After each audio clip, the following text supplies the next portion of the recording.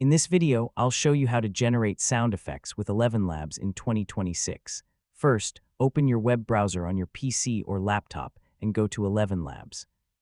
Log in to your account and open the sound effects or audio generation tools available in your dashboard.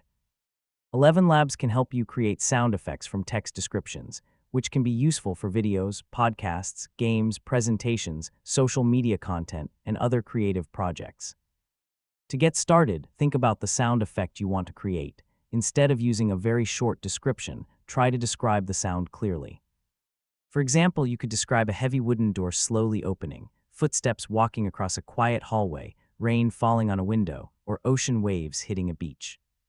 Once you have your description ready, enter it into the sound effects generation tool.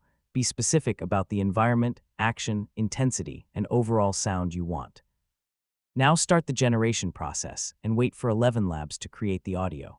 Depending on the current tool and your account, you may receive one or more generated sound variations. Listen to each result carefully and choose the one that best matches your project. If the generated sound isn't exactly what you wanted, improve your description and generate another version. Try adding more ElevenLabs. details about the timing, distance, environment, or intensity of the sound.